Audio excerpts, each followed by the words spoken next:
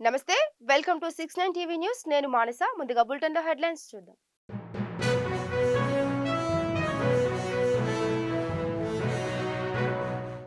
Secunderabad railway స్టేషన్‌లో excise పోలీసుల మెరుపు దాడులు. 12 లక్షల విలువైన గంజాయి స్వాధీనం.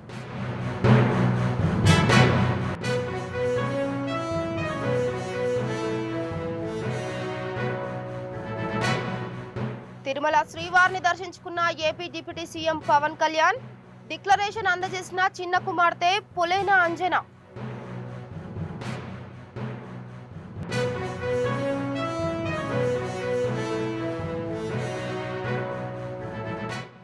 నేరేడు చెర్ల దర్శింజర్లలో మహిళల నిరసన. త్రాగునీటి సమస్య పరిష్కరించాలని ఖాళీ బిందెలతో ఆందోళన.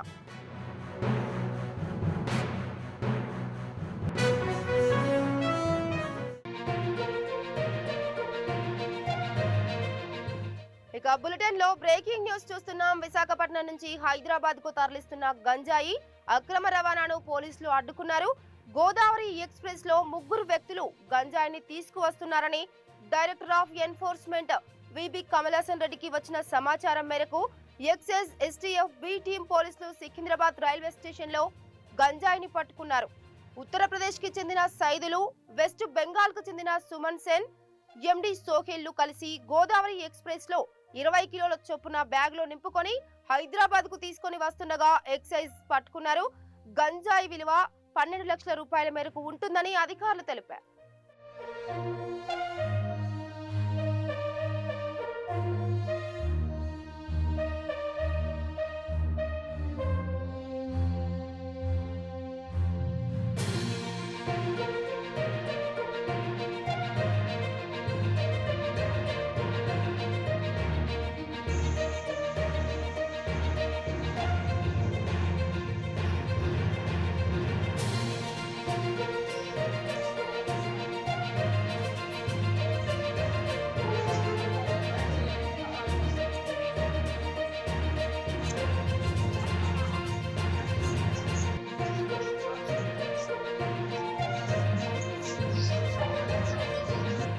ఇక బులెటిన్ లో బ్రేకింగ్ న్యూస్ చూస్తున్నాం. విశాఖపట్నం నుంచి హైదరాబాద్ కు తరలిస్తున్న గంజాయి అక్రమ రవాణాను పోలీసులు అడ్డుకున్నారు. గోదావరి ఎక్స్ప్రెస్ లో 3 వ్యక్తులు గంజాయిని తీసుకువస్తున్నారని director of enforcement VB Kamalasan రెడ్డికి వచ్చిన సమాచారం మేరకు ఎక్సైజ్ ఎస్టీఎఫ్ బి టీం పోలీసులు సికింద్రాబాద్ రైల్వే స్టేషన్ లో గంజాయిని పట్టుకున్నారు. ఉత్తరప్రదేశ్ కి చెందిన సైదులు, వెస్ట్ బెంగాల్ కు చెందిన సుమన్ సేన్, ఎండి సోహెల్లు కలిసి గోదావరి ఎక్స్ప్రెస్ లో 20 కిలోల చొప్పున బ్యాగ్ లో నింపుకొని హైదరాబాద్ కు తీసుకొని వస్తుండగా ఎక్సైజ్ పట్టుకున్నారు. గంజాయి విలువ 12 లక్షల రూపాయల మేరకు ఉంటుందని అధికారులు తెలిపారు.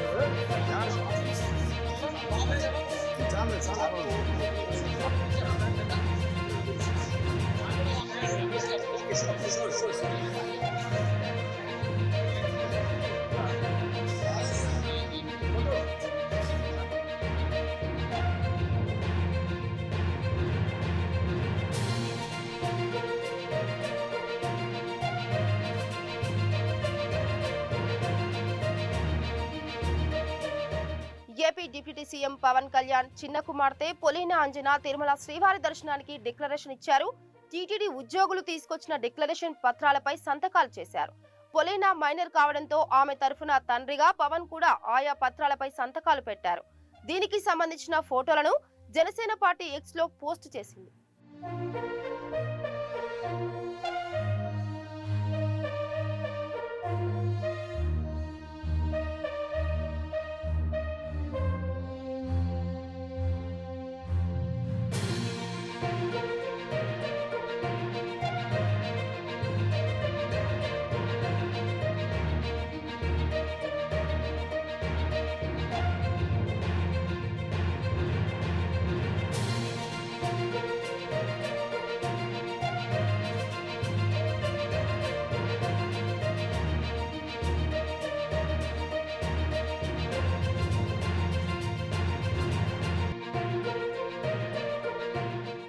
AP deputy CM Pawan Kalyan చిన్న కుమార్తె పొలీనా అంజన తిరుమల శ్రీవారి దర్శనానికి డిక్లరేషన్ ఇచ్చారు.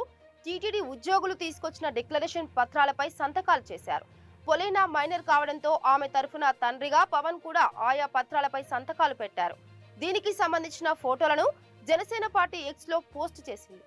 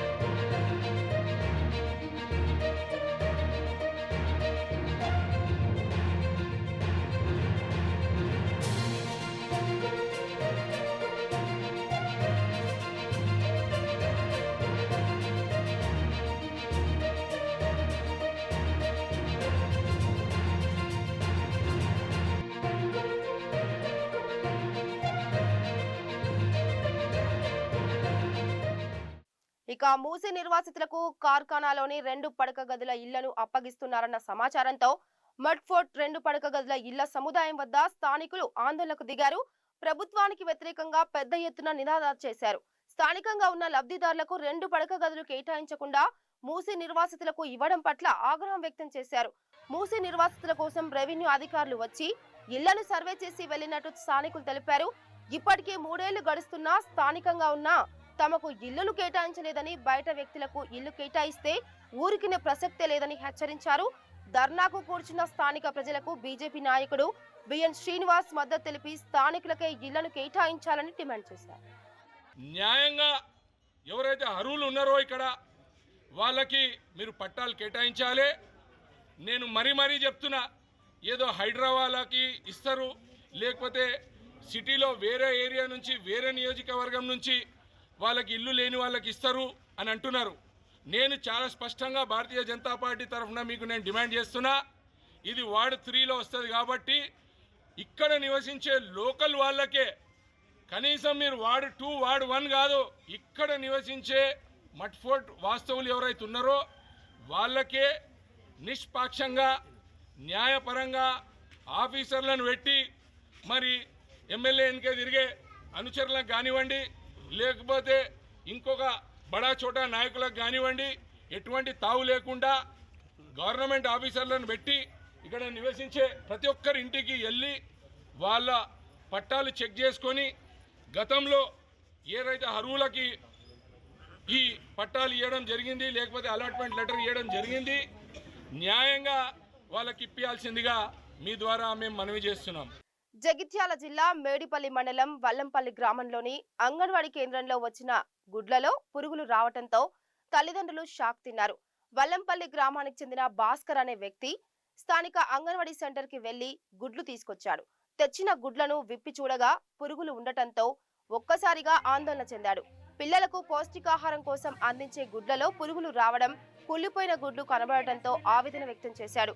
నాణ్యతా ప్రమాణాలు పాటించకుండా కుళ్ళిపోయిన గుడ్లు ఇవ్వడం వల్ల పిల్లలకు తీవ్ర అనారోగ్యం చేస్తుందని చెప్తున్నాడు. తీసుకొచ్చిన గుడ్లను స్థానికులకు చూపించాడు. అంగన్వాడీ కేంద్రాల్లో నాణ్యత లేని గుడ్లు పంపిణీ చేయవద్దని కోరారు.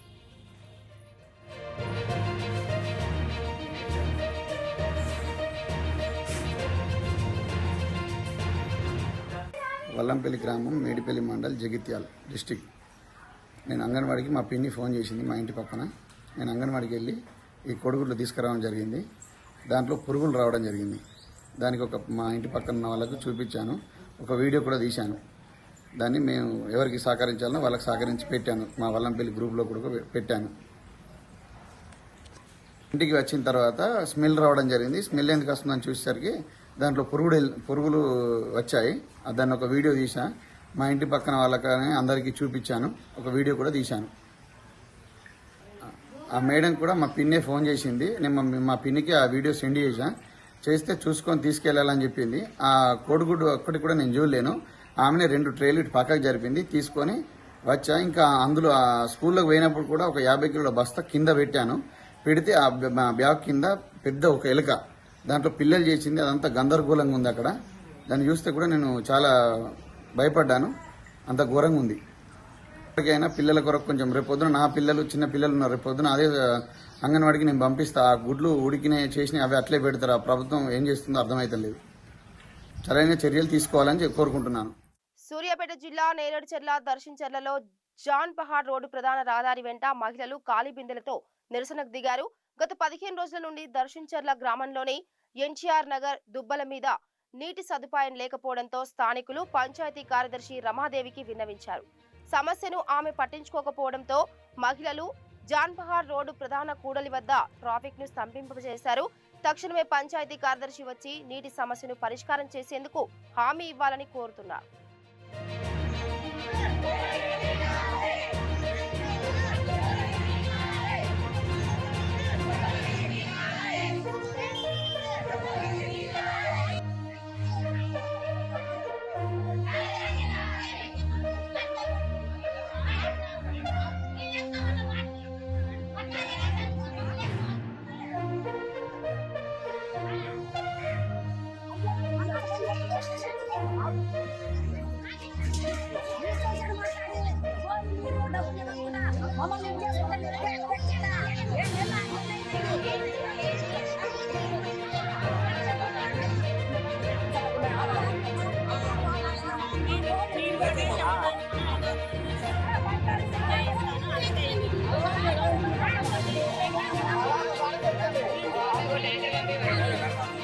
ఏపీ గిరిజన సంక్షేమ మంత్రి సంధ్యారాణి జిల్లాలో గిరిజనులు కష్టాలు తీరడం లేదు. ప్రభుత్వాలు మారుతున్నా గిరిజన గ్రామాల్లో గిరిజనుల తలరాతలు మాత్రం మారడం లేదు. గిరిజన గ్రామాలకు రహదారి సౌకర్యం లేకపోవడంతో సకాలంలో వైద్య సేవలు పొందలేని దుస్థితి నెలకొంది.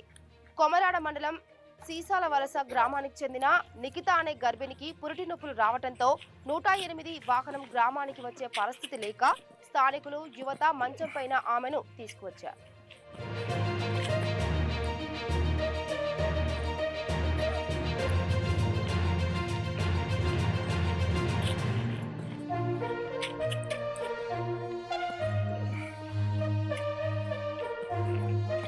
కర్నూలులో వీధి కుక్కలు వీరంగం సృష్టించాయి. నగరంలోని పలు వార్డుల్లో దాదాపు 40 మంది చిన్నారులు పెద్దలపై దాడులు చేశాయి.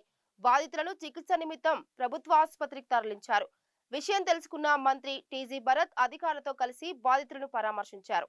క్షతగాత్రులకు మెరుగైన చికిత్సను అందించాలని వైద్యులను ఆదేశించారు. గాయాలైన బాధితులకు ఒక్కొక్కరికి 10,000 రూపాయల సాయం ప్రకటించారు. వీధి కుక్కలకు కుటుంబ నియంత్రణ ఆపరేషన్లు చేయిస్తున్నట్లు మంత్రి తెలిపారు.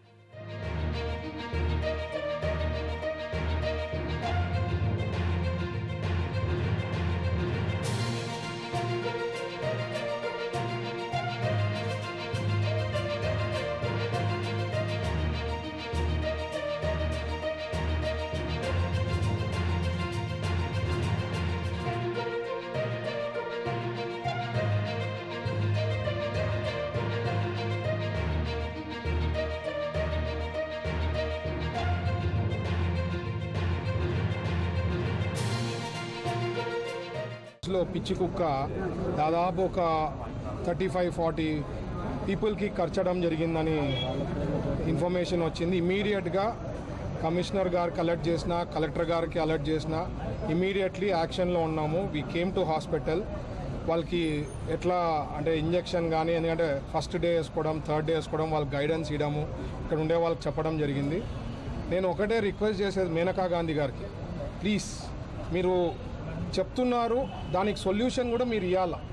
ఇక్కడ మీరు చేయొద్దని చెప్పిన దానికి దాదాపు ఇక్కడ సర్వీస్ ప్రొవైడర్ వచ్చి ఆయన ఎలిజిబుల్ లేదని చెప్పి ఆయన బంద్ చేయడం జరిగింది. తర్వాత పోనీ ఎలిజిబుల్ ఉన్న ఈ కుక్కల్ న్యూసెన్స్ది ఏదో ఒక సొల్యూషన్ మీరు తీసుకురావాలి. మీరైతే చేయడం మంచిదే, యానిమల్ ప్రొటెక్షన్ ఇవన్నీ చేయడం కూడా మంచిదే.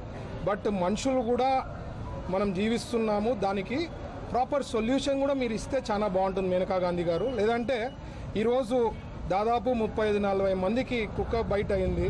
దీనికి ఎవరు జవాబుదారి తీసుకోగలుగుతారు? మేము ఈరోజే మీరు అన్బిలీవబుల్ ఏమంటే ఈరోజు సాయంత్రమే కమిషనర్ గారు టీంతో అంతటితో డిస్కస్ చేయడం జరిగింది స్టేట్ గెస్ట్ హౌస్లో. ఇది ఇమీడియట్ యాక్షన్ తీసుకోవాలా, దీనికి సరైన ఒక ప్రోగ్రామ్ వర్కౌట్ చేసి డైలీ ఒక 100 డాగ్స్ని అంటే దానికి ఇంజెక్షన్ చిన్న సర్జరీ చేసి స్టెరిలైజేషన్ చేసేదానికి ప్లాన్ చేయమని చెప్పడం జరిగింది. ఇప్పుడే ఇన్సిడెంట్ జరగడం జరిగింది. But immediately on war food basis మన కలెక్టర్ గారు వచ్చారు, సూపరింటెండెంట్ గారు వచ్చారు, కమిషనర్ గారు కూడా రావడం జరిగింది. We have taken all action. ఇమీడియట్గా పెట్టి ఎక్స్పెన్సెస్ కోసము మన కర్నూలు మున్సిపల్ కార్పొరేషన్ నుంచి ఒక్కొక్కరికి ఎవరికైతే డాగ్ బైట్ అయిందో ఒక్కొక్కరికి 10,000 ఇవ్వడం కూడా జరుగుతోంది ఖర్చుల కోసము. సో మాదంతా ప్రోయాక్టివ్ గవర్నమెంట్. ఎనీథింగ్ ఇన్ఫర్మేషన్ వచ్చిందే we are active, we are on war food basis, we attend things అండి. సో బట్ ఏదైతే అది మనమైతే ఆన్ వార్ ఫుడ్ బేసిస్లో we are going to start the sterilisation. కూటమి ప్రభుత్వం ప్రజలకు ఇచ్చిన సూపర్ 6 పథకాలన్నీ త్వరలోనే అమలు చేస్తుందని రాష్ట్ర గనుల శాఖ మంత్రి కొల్లు రవీంద్ర పేర్కొన్నారు. ఆయన మచిలీపట్నంలో మీడియాతో మాట్లాడుతూ గడిచిన 5 ఏళ్ల జగన్ దుర్మార్గ పాలన వల్ల రాష్ట్రం తీవ్రంగా నష్టపోయిందన్నారు. ఇచ్చిన మాట ప్రకారం ల్యాండ్ టైటిలింగ్ యాక్ట్ రద్దు చేశామని, చంద్రబాబు చెప్పిన ప్రకారంగానే పెన్షన్ నగదు 4,000కు పెంచామని తెలిపారు. 4వ విడత పెన్షన్ల పంపిణీ కార్యక్రమం ఈరోజు 1వ తారీఖు ఏదైతే వృద్ధులు, వికలాంగులు, వితంతువులు, అలాగే క్యాన్సర్ పేషెంట్లు, డయాలసిస్ పేషెంట్స్, ఇలా అన్ని వర్గాలకి పూర్తిగా లెగలేని వాళ్ళకి ఇవాళ గౌరవ ముఖ్యమంత్రి గారు పెంచినటువంటి పెన్షన్ని దాదాపు ఇప్పటికీ 90% పైనే అందించడం జరిగింది. మధ్యాహ్నానికి దాదాపు 99% దగ్గరికి వచ్చేదానికి అవకాశం ఉంది. మరి ఏదైతే ఇచ్చినటువంటి హామీని నిలబెట్టుకుంటూ గతంలో ఎన్టీ రామారావు గారు ఈ పెన్షన్ స్కీమ్ స్టార్ట్ చేశారు, నందమూరి తారక రామారావు గారు. ఆ రోజున 75 రూపాయలతో స్టార్ట్ అయినటువంటి పెన్షన్లు తర్వాత వచ్చినటువంటి ప్రభుత్వాలు 200 చేస్తే చంద్రబాబు నాయుడు గారు 2014-19లో 200 పెన్షన్ని 2,000 రూపాయలు చేయడం జరిగింది. 2,000 రూపాయలు నేను 3,000 చేస్తానని చెప్పినటువంటి జగన్మోహన్ రెడ్డి నేను తనకి అధికారం వచ్చిన తర్వాత పెంచుకుంటూ పోతానని చెప్పానని చెప్పి మాయమాటలు చెప్పాడు. 5 సంవత్సరాలు 200 అని చెప్పి మాయమాటలతో కాలం గడిపాడు తప్ప ప్రజలకి పెరిగిన ధరలకి తగిన విధంగా ఆ రోజున పెన్షన్ పెంచినటువంటి పరిస్థితి లేదు. మరి గౌరవ ముఖ్యమంత్రి గారు, పవన్ కళ్యాణ్ గారు, అలాగే మరి నాయకులందరూ కూడా సూపర్ 6 ప్రోగ్రాం మరి ముఖ్యమంత్రిగా చంద్రబాబు నాయుడు గారు అధికారం వచ్చిన వెంటనే ఏప్రిల్, మే, జూన్ కూడా కలిపి 7,000 రూపాయలు జూలై 1 తారీఖున ఇచ్చాం. ఇంటింటికి తీసుకెళ్ళి ఇచ్చాం. ఆదివారం వస్తే మళ్ళీ పెన్షన్లు ఇవ్వడానికి 1 తారీఖు ఎదురు చూస్తారని చెప్పి 31 తారీఖు లాస్ట్ మంత్ తీసుకెళ్ళి ఇవ్వడం కూడా జరిగింది. మరి ఇవాళ 1వ తారీఖు ఎక్కడ కూడా లోటు రాకుండా చేస్తున్నాం. అలాగే సూపర్ 6 ప్రోగ్రాం దశల వారీగా మొత్తం కూడా అమలు చేస్తాం. ఎందుకంటే లాస్ట్ జగన్మోహన్ రెడ్డి చేసినటువంటి దుర్మార్గాల వల్ల అన్ని రకాలుగా వనరులు కోల్పోయాం, అప్పులు పాలైపోయాం, వడ్డీలు కట్టుకుంటున్నాం. కాబట్టి ఒక్కొక్కటి చేసుకెళ్లాలని చెప్పి నిర్ణయించుకుని త్వరలోనే గ్యాస్ సిలిండర్లు అందించే కార్యక్రమానికి కూడా శ్రీకారం చుట్టబోతా ఉన్నారు.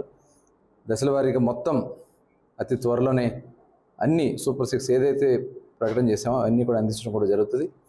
ఇవాళ ఏదైతే భూ హక్కు చట్టాన్ని వాళ్ళు తీసుకొచ్చి దుర్మార్గ చట్టాన్ని రద్దు చేశాం, స్కిల్ సెన్సస్ చేస్తున్నాం, పెన్షన్లు పెంచాం, అదేవిధంగా అన్నా క్యాంటీన్లు పెట్టించాం. ఇవాళ అనేక కార్యక్రమాలు డిఎస్సి త్వరలోనే మెగా డిఎస్సి కూడా కండక్ట్ ఎగ్జామ్స్ జరుగుతాయి. త్వరలోనే అది కూడా తీయడం జరుగుతుంది. ₹1 కూడా ఛార్జీలు పెంచకుండా నాణ్యమైన విద్యుత్ అందించడమే లక్ష్యమని ఎన్నికల ముందు ప్రచారం చేసిన సీఎం చంద్రబాబు అధికారంలోకి రాగానే బాదుడు కార్యక్రమం మొదలు పెట్టారని మాజీ మంత్రి కాకాని గోవర్ధన్ రెడ్డి ఆరోపించారు. నెల్లూరులో ఆయన మాట్లాడారు. చంద్రబాబు ఎన్నికల ప్రచార హామీ ప్రకటనలను ప్రదర్శించారు. కూరగాయలతో పాటు ఇప్పటికే నిత్యావసర వస్తువుల ధరలు పెరిగి ఆకాశాన్ని అంటుతుంటే మరోవైపు విద్యుత్ ఛార్జీల వడ్డన సరికాదని మండిపడ్డారు. ట్రూ ఆఫ్ ఛార్జీల పేరుతో 8,100 కోట్ల భారం మోపడానికి సిద్ధమయ్యారని తెలిపారు. గతంలో కూడా ఉచిత విద్యుత్ కు సంబంధించి 43,744 కోట్లు బకాయి పెట్టారని, వాటిని జగన్ ప్రభుత్వం చెల్లించిందని వివరించారు. కరెంట్ ఛార్జీలకు సంబంధించి ₹1 కూడా పెంచకుండా నాణ్యమైనటువంటి విద్యుత్ అందించడమే నా లక్ష్యం అని చెప్పి ఎన్నికలకు ముందు పదే చంద్రబాబు నాయుడు గారు అనేక బహిరంగ సభల్లో ప్రకటన చేయడం జరిగింది. చంద్రబాబు నాయుడు అధికారంలోకి వచ్చిన తర్వాత ఈరోజు అది మారింది. బాబు వచ్చాడు, ఛార్జీలు పెంచాడు, ఇక బాదుడే బాదుడు అనేటువంటి కార్యక్రమానికి అన్నిటి మీద ఏ విధంగా అయితే ప్రజలను బాధాలను చూస్తున్నాడో అందులో భాగంగా ఈరోజు చంద్రబాబు నాయుడు కరెంటు ఛార్జీల విషయంలో కూడా బాదుడు అనేటువంటి కార్యక్రమాన్ని మొదలుపెట్టాడు. ఇప్పటికే నిత్యావసర ధరలు, కూరగాయల దగ్గర నుంచి నిత్యావసర ధరలు ఆకాశాన్ని అంటుతూ ఉన్నాయి. దానితో పాటు వినియోగదారుడి మీద అనేక రకాలైనటువంటి భారాన్ని ఈరోజు మోపుతున్నాడు. చంద్రబాబు నాయుడు చెప్పినటువంటి హామీలను చూస్తే ఒక్క హామీ కూడా నిలబెట్టినటువంటి పరిస్థితులే. దాదాపుగా 100 రోజుల పరిపాలన పూర్తి చేశాడు. 3 ఉచిత సిలిండర్లు ఇస్తానన్నాడు. అదేదో 1 సిలిండర్ దీపావళి అని చెప్పని దాన్ని ఇంతవరకు వాయిదా వేసుకుంటూ వచ్చాడు. తల్లికి వందనం అది కనపడడం లేదు. కనపడేవాడికల్లా చెప్పాడు నీకు 15,000, నీకు 15,000, నీకు 15,000, నీకు 15,000 అని చెప్పి ఆ 15,000 రూపాయలు ఎట్టపోయిందో కనపడలేదు. ఒక్కొక్కరికి సంబంధించి మరలా చెప్పాడు నీకు 18,000, నీకు 18,000, నీకు 18,000, నీకు 18,000 అని చెప్పి ఒక్కొక్కరికి 1,500 లెక్కన మహిళలకి నేను 1,500 ఇస్తాను ప్రతి మహిళకి అని చెప్పానని సంవత్సరానికి 18,000 రూపాయలు చెప్పాడు. దాన్ని ఊసేలేదు. ఉద్యోగాలు అది దానికి సంబంధించి సంతకం పెట్టి పక్కన బారేశాడు. మెగా డిఎస్సి అన్నాడు. నిరుద్యోగ భృతి అన్నాడు. నిరుద్యోగ భృతి నుంచి అసలు మాట్లాడేటువంటి పరిస్థితి లేదు. అన్నదాతకి 20,000 అన్నాడు. 20,000 రూపాయలు ఇచ్చేటువంటి పరిస్థితి కనిపించడం లేదు. సరే పాప మహిళలకైతే ఉచిత బస్సు అని చెప్పి ఎప్పటికప్పుడు ఎమ్మెల్యేలు డిజిటల్ ప్లేట్లు వేసుకొని వచ్చేసింది. ఆగస్టు 15 అన్నారు, మళ్ళీ అక్టోబర్ 2 అన్నారు. అక్టోబర్ 2 కూడా రేపు వచ్చేసింది, కానీ ఉచిత బస్సు మాత్రం వచ్చినటువంటి పరిస్థితి లేదు. ఇక బులెటిన్ ముగించే ముందు హెడ్లైన్స్ మరోసారి.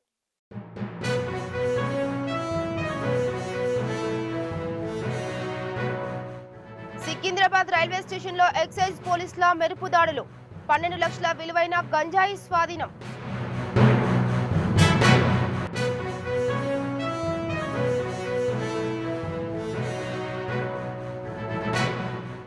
తిరుమల శ్రీవారిని దర్శించుకున్న AP deputy CM Pawan Kalyan. Declaration అందజేసిన చిన్న కుమార్తె పులేన అంజన.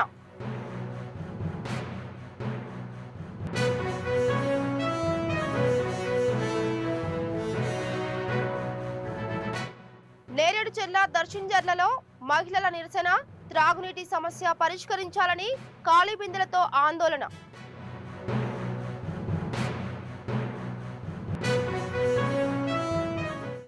ఇవి బులెటిన్ అప్డేట్స్. మరో బులెటిన్ లో మళ్ళీ కలుద్దాం. అంతవరకు చూస్తూనే ఉండండి 69 టీవీ న్యూస్. నమస్తే.